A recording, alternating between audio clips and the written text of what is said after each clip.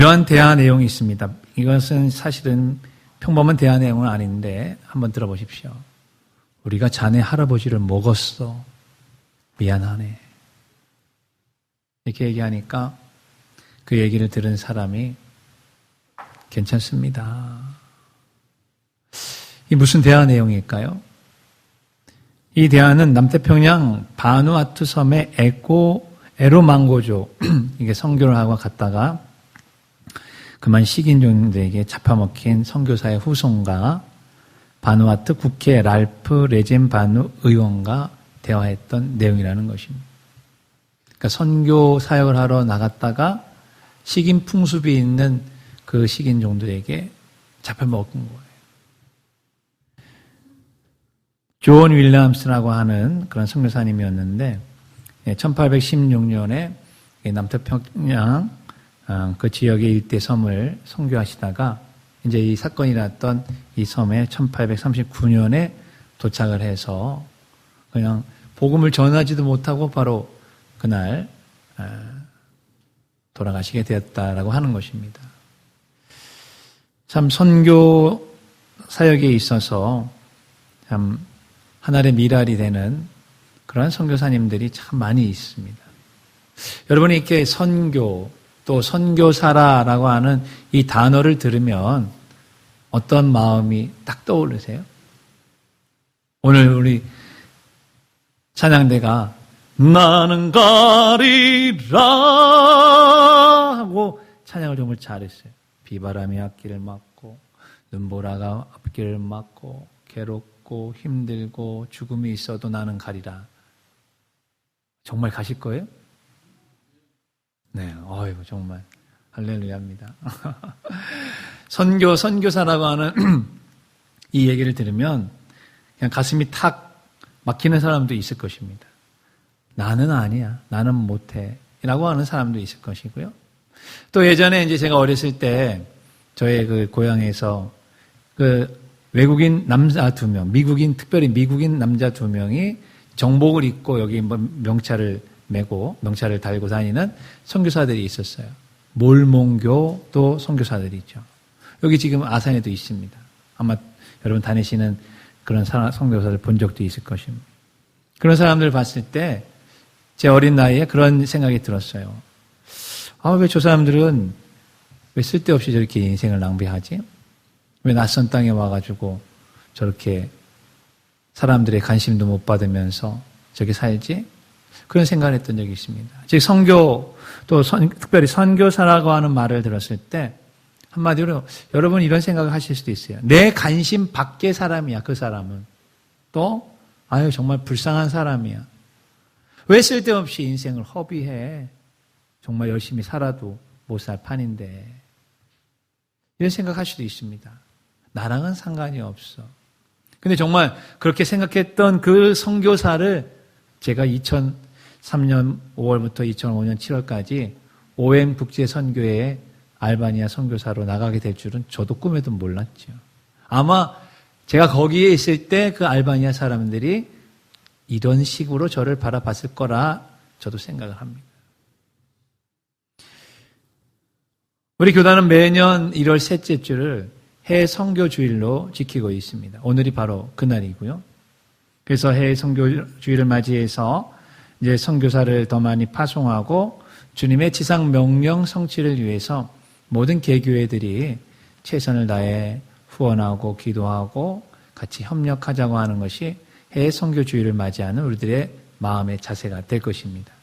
특별히 여러분, 우리 오늘 읽은 본문이 예수님께서 우리에게 주신 지상명령, 이 땅에 살아가는 모든 그리스도인들이 다 같이 성취해야 될 명령, 예수님의 유언이라고 알고 있는데 과연 정말 그렇게 우리 성도님들이 생각하고 계실까요? 제가 설교를 준비하면서 곰곰이 생각해 봤어요. 우리 교회 도대체 몇 %나 이렇게 생각하고 계실까 말이죠. 오늘 여러분이 주님의 예언, 주님의 유언, 그리고 지상 명령을 성취하기 위한 3가지의 키워드가 무엇인가 한번 같이 말씀을 통해서 들으시면서 선교의 도전을 받으시기를 주님의 이름으로 축원합니다. 자, 첫 번째 같이 읽습니다. 주상명령 성취를 위한 첫 번째 키워드는 권세입니다. 네, 권세. 권세가 바로 우리가 가야 될 선교에 있어서 가장 첫 번째인 것입니다. 우리나라에 서양 선교사가 들어온 것은 1885년 4월 5일 언더우드 선교사, 개신교 선교사를 말하고 있는 것입니다. 그러니 오늘은 2025년이니까 이제 한 140년 정도 된 거 아니겠습니까? 조선 땅 선교사들이 처음 밟았을 때 그때의 조선은 어땠을까요? 관습과 인습과 미신과 어두움과 가난과 질고에 휩쓸려서 어쩔 줄을 모르고 있었던 바로 그 시대였을 것입니다. 인천 제물포항에 도착했을 때 그 선교사들을 바라보는 조선인들의 마음은 어땠을까요?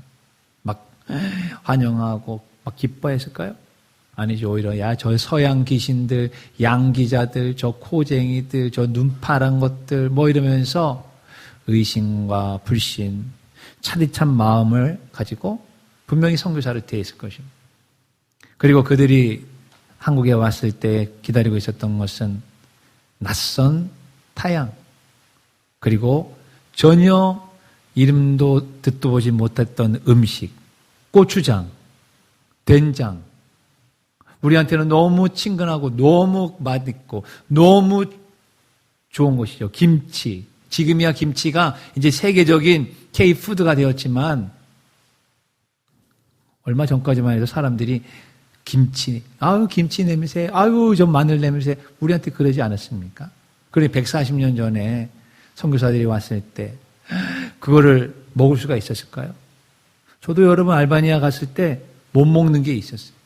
그들이 내주는데 맛있다고 내주는데 귀하다고 내주는데 도저히 못 먹겠어요. 맛도 그렇고 냄새도 그렇고. 여러분 우리 청국장은 벌써 군침이 싹 도시는 분이 계시죠. 그런데 외국인들에게는 그 청국장이 독가스입니다. 독가스예요. 독가스. 실제로 그런 일도 있었답니다. 설날 때 한국 선교사들이 모여가지고 야 아주 진귀한 물건을 내가 한국에서 받았다. 뭐처럼 만에 몇 년 만에 먹는 것이냐 하고 청국장을 막 끓이고 뭐 여러 가지 음식도 있겠죠.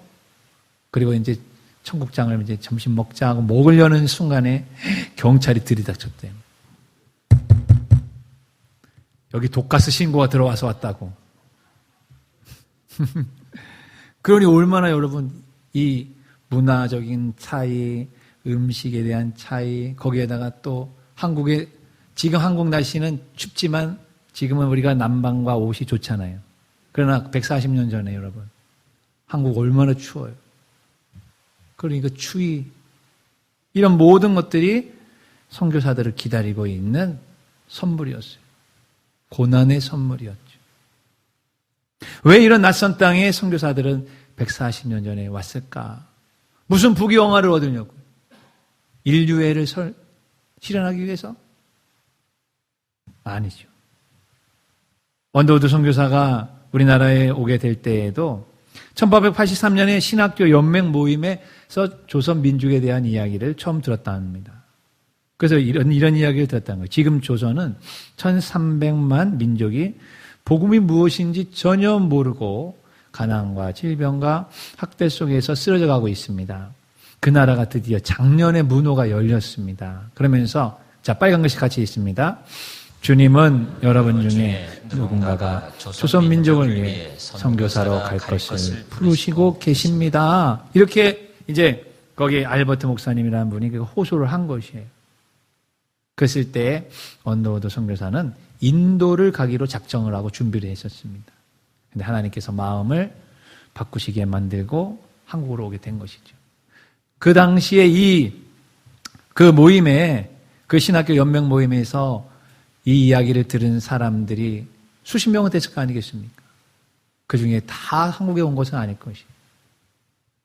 하나님의 그 감동을 받고 언더우드 선교사가 오게 된 것입니다. 아니, 언더우드 선교사뿐만이겠습니까? 조선에 들어왔던 많은 선교사님들이 다 힘들고 어려운 그런 상황 속에서 때로는 와서 돌에 맞기도 하고 죽기도 하십니다. 그래서 여러분, 우리가 양화진이라고 하는 데 곳에 가면은 선교사님들의 묘비가 있잖아요.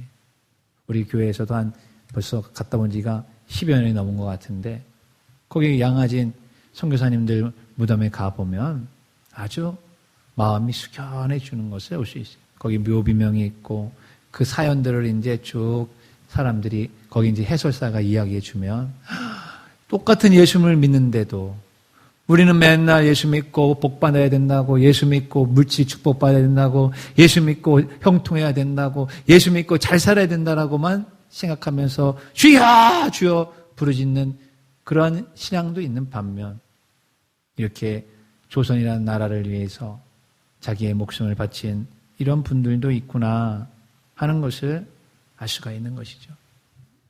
때로는 선교사님들 중에 선교다운 선교 한 번도 못 해보고 그냥 한국에 내리자마자 그냥 죽으신 분도, 선교하신 분도 있습니다.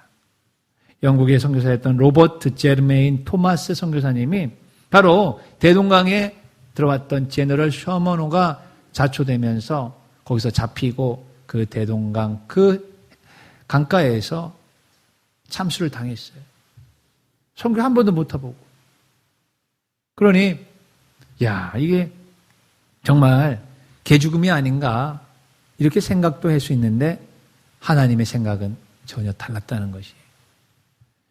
우리가 선교의 이야기들을 쭉 보면 그 당시에 토마스 선교사를 죽였던 사람이 박충건이라는 사람이었습니다. 근데 박충건이 이런 이야기를 수레했다는 것이에요. 내가 서양 사람을 죽이는 중에 한 사람을 죽인 것은 내가 지금 생각할수록 이상한 감이 들었다. 내가 그를 찌르려고 할 때에 그는 두 손을 마주잡고 무슨 말을 한 후 붉은 배를 입힌 책을 가지고 웃으면서 나에게 받으라고 권하였다. 내가 죽이기는 하였으나 이 책을 받지 않을 수가 없어서 받았다. 그 책이 무엇일까요? 그렇죠. 성경책을 받은 것이.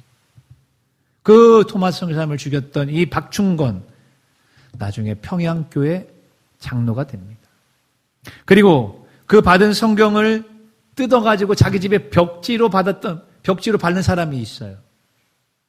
영문주사 박영식이라는 사람이 있습니다. 이 사람 나중에 자기의 가정을 예배처소로 내놔서 널따리 교회를 세우는 놀라운 역사가 일어나게 됩니다. 성경책을 벽지로 발랐더니만 그 집이 나중에 교회가 되는 기적과 같은 역사도 있고, 때로는 여러분 반대로 성경책을 막 찢어버리고 불태우는 사람도 있죠. 큰일 납니다. 큰일 나요. 성경책을 찢고 불태우고 하는 그것은 하나님을 대적하는 행위예요. 몰라서 그랬을 때에는 하나님의 은혜를 받을 수 있겠지만 알면서도 그렇게 한다고 하는 것은 너 하나님 나와봐. 나랑 싸워서 한번 내가 당신이 이긴 한번 해보자. 이런 것이죠. 결코 그렇게 하지는 마시기를 바랍니다. 우리 교회 성도들 중에 어떤 분이 그런 이제 이야기들을 쭉 하시더라고요. 어렸을 때 자기 아버님께서 그런 성경책을 교회 갔다 오니까 막 성경책을 막 찍고 하셨던 그런 적이 있으셨다고. 얼마나 가슴이 아팠겠습니까? 몰라서 그렇게 하셨던 것이겠죠. 몰라서. 그런데 이제 다 예수 믿고 구원받는 놀라운 은혜와 역사가 있게 된다 하는 것을 여러분 믿으시길 바랍니다. 이처럼 이 개화 초기에 우리나라에 들어왔던 선교사님들, 왜 무엇 때문에 조선에 온 것일까? 그 이유는 단 한 가지밖에 없어요. 주님의 지상 명령을 받들어 순종하기 위해서 들어온 것입니다. 그리고 예수 그리스도께서 주신 권세를 가지고 오신 거예요. 자, 여러분 오늘 읽은 본문을 다시 한번 이런 마음을 가지고 다시 한번 천천히 한번 읽어보겠습니다. 시작. 예수께서 나와 말씀하여 이르시되 하늘과 땅의 모든 권세를 내게 주셨으니 그러므로 너희는 가서 모든 민족을 제자로 삼아 아버지와 아들과 성령의 이름으로 세례를 베풀고 내가 너희에게 분부한 모든 것을 가르쳐 지키게 하라. 볼지어다 세상 끝날까지 너희와 항상 함께 있으리라. 바로 이런 마음을 가지고 돌아오게 된 것입니다. 원어우드 목사님과 함께 같이 의료 선교사로 들어왔던 독신 여성이었던 루비 캔드릭이라고 하는 선교사님이 있었습니다. 근데 젊은 나이에 병으로 그만 일찍 세상을 떠났어요. 그 여자 선교사님이 했던 말이 우리의 마음에 큰 반향을 일으킵니다. 나는 1000번을 다시 태어나도 조선을 위해서 내 생명과 내 모든 것을 바치겠다. 1000번을 태어나도 조선을 위해 바친다는 거죠. 그런데 우리는 뭐예요? 우리가 살고 있는 지금 이 시대가 힘들고 어렵고 괴로우니까 헬 조선, 지옥과 같은 조선, 헬 조선이라고 하는 그런 단어를 누가 만들어내서 이 대한민국을 떠나려고 하는 사람들도 많이 있어요. 그런데 이 루비 캔드릭 이 선교사님은 그 조선을 위해서 1000개의 목숨이 있어도 바치겠다. 헐버트 선교사님은 웨스트민스터 사원에 묻히는 것보다 한국 땅에 묻히는 것이 더 영광스럽다. 즉 우리로 말하면 저 동작동 국립묘지에 가장 좋은 자리에 묻히는 것보다 한국 땅에 묻히는 게 더 낫다.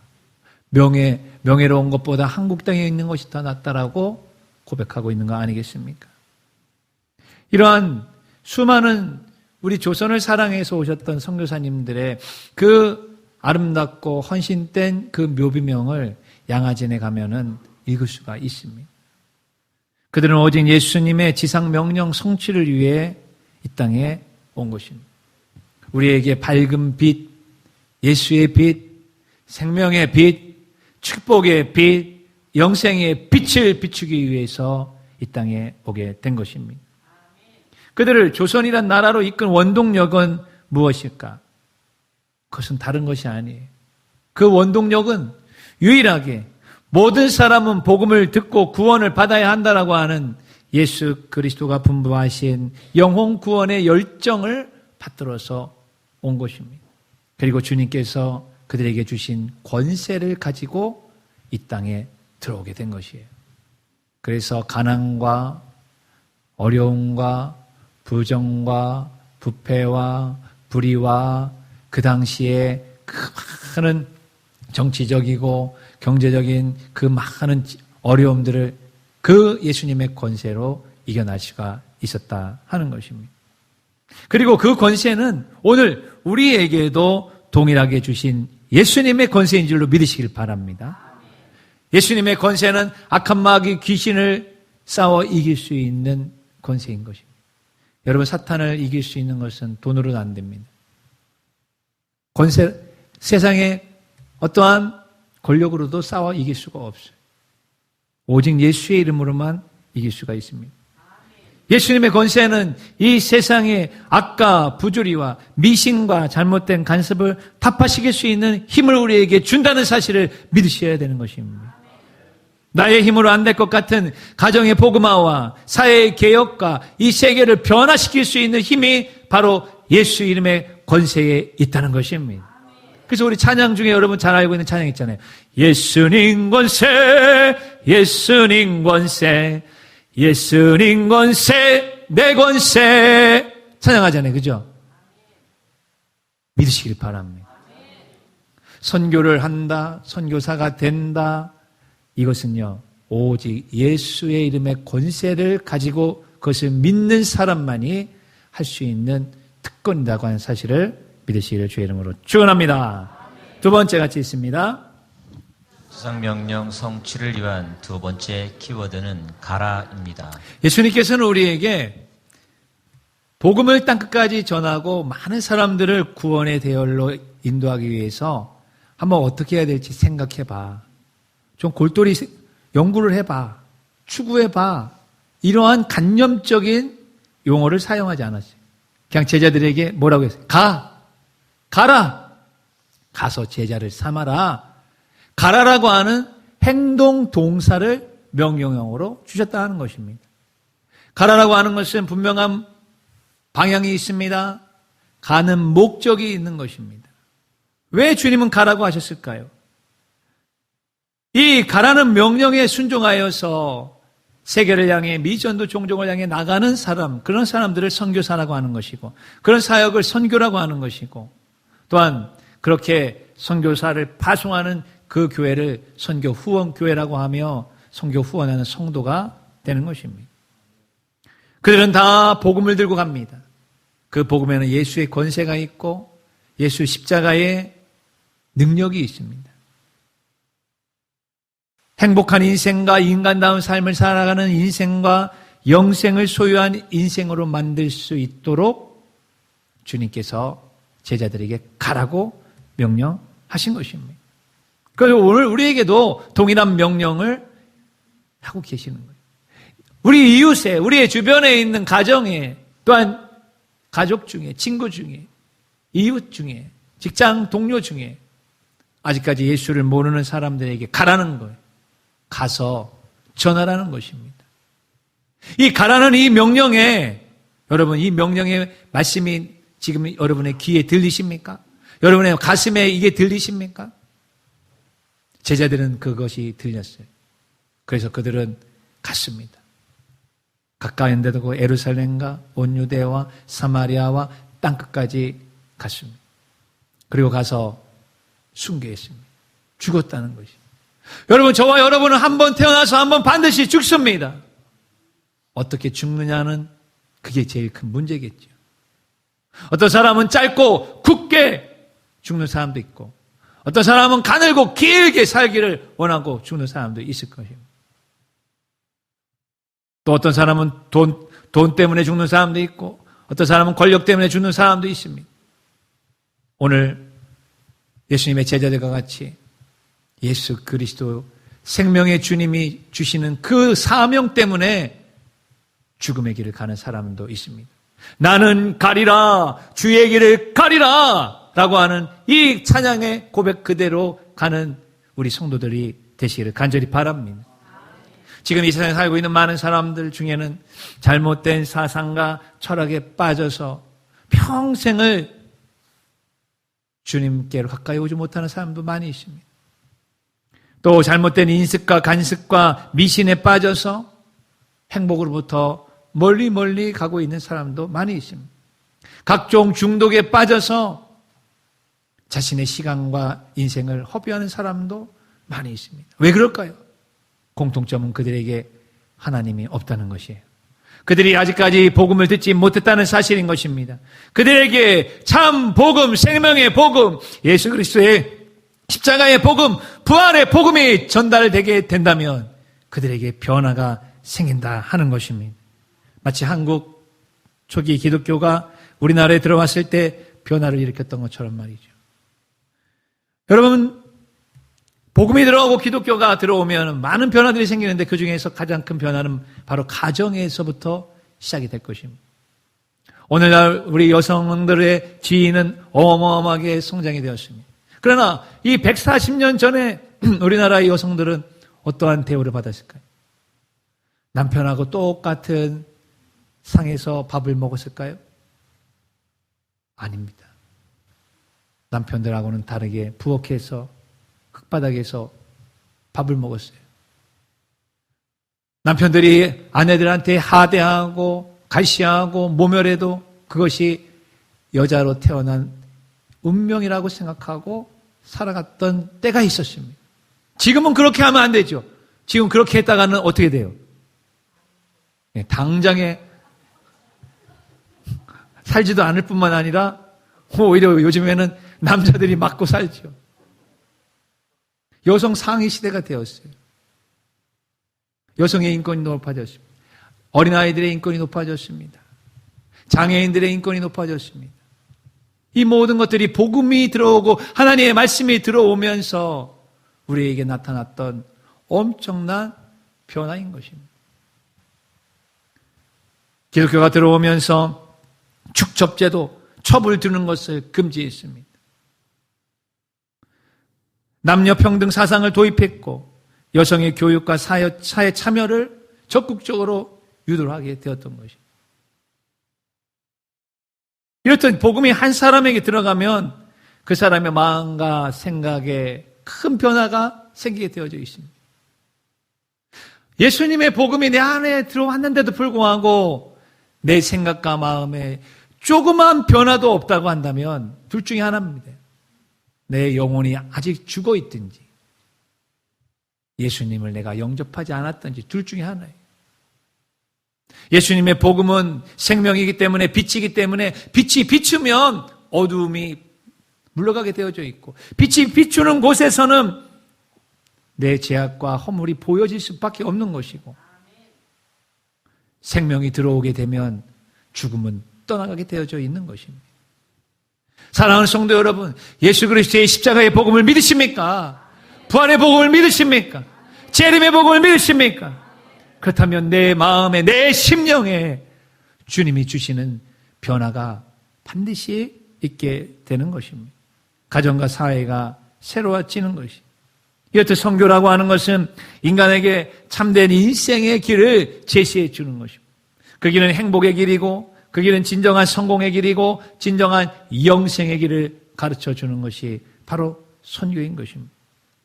인간이 참 인간이 될 수 있는 방향을 제시합니다.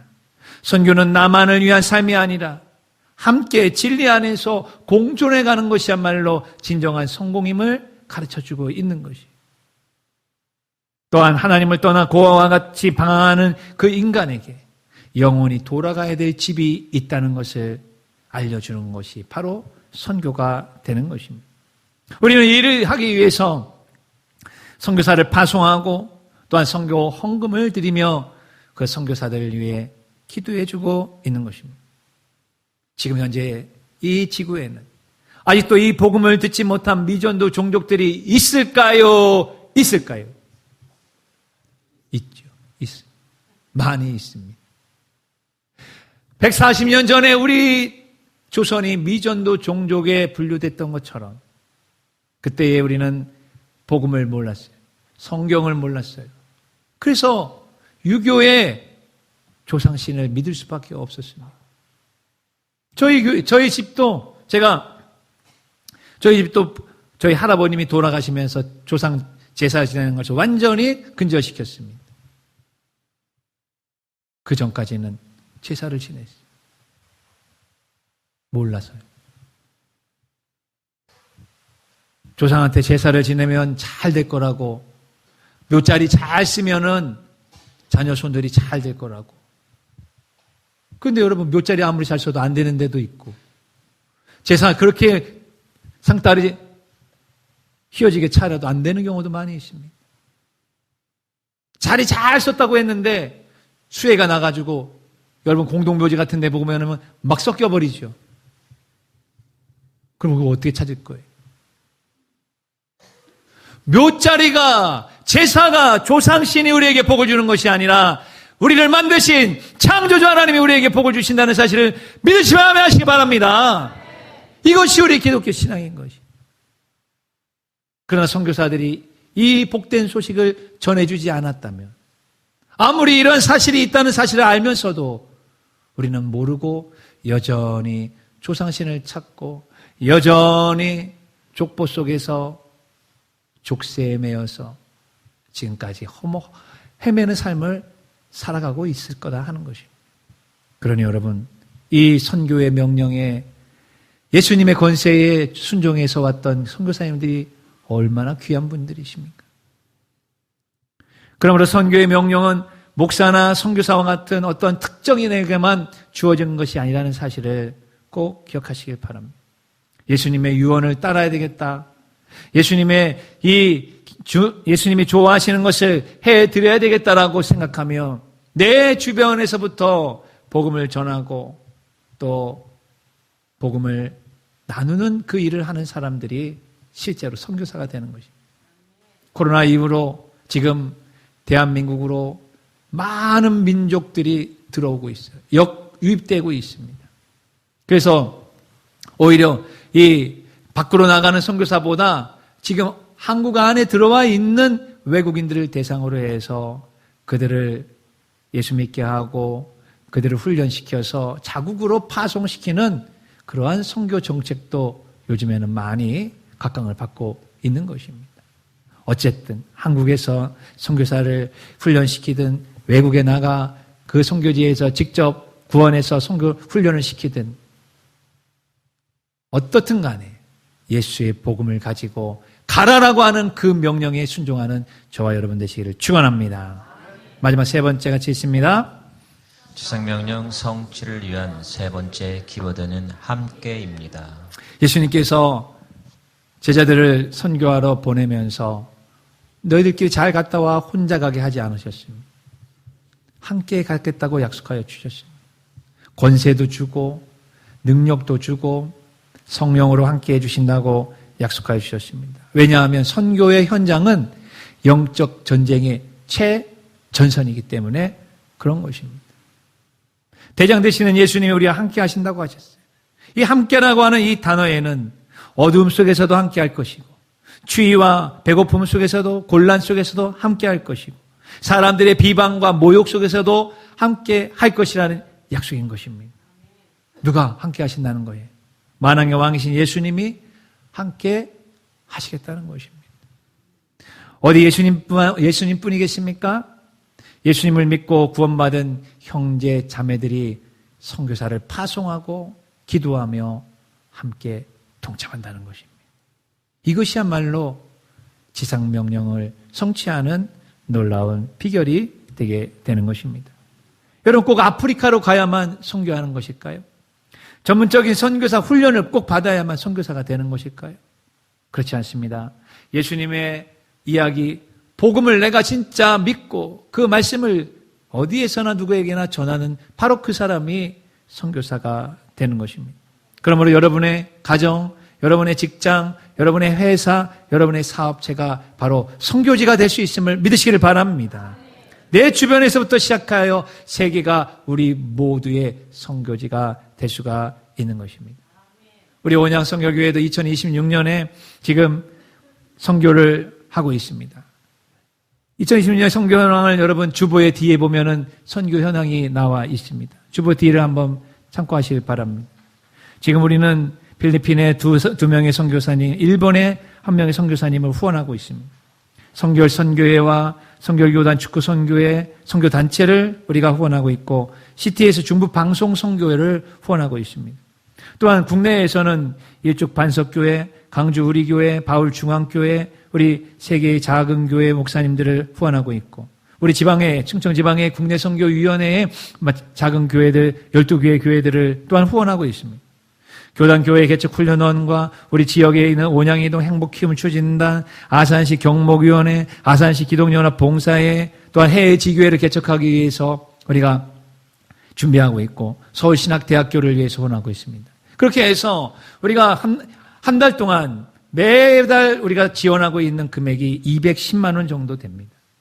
210만 원은 결코 작은 돈도 아니고 또 엄청 큰 돈도 아닙니다. 그러나 지난주에 제가 지금을 드린 자, 지공의 간증자라고 하는 설교를 하면서 우리 교회의 지금 상황에 대해서 말씀을 드렸습니다. 우리 교회가 저 210만 원을 선교부로 지출하지 않고 오히려 우리의 대처의 빚을 갚는 데 집어넣는다면 우리는 한 3분의 1 정도는 좀 더 편하게 갈 수 있을 것입니다. 그러나 주님께서 선교를 원하고 계십니다. 우리가 힘들고 어렵고 조금 우리가 불편하다 할지라도 주는 자가 받는 자보다 복되도다 하셨고 또한 주라 그리하면 누르고 흔들어 넘치도록 되돌려 주리라고 하신 그 언약의 약속의 말씀을 믿기 때문에 우리가 이 선교를 계속하고 있는 것입니다. 저는 오늘 여러분의 주부에다가 이 작정 후원서라고 하는 선교 작정 후원서를 넣지 않았습니다.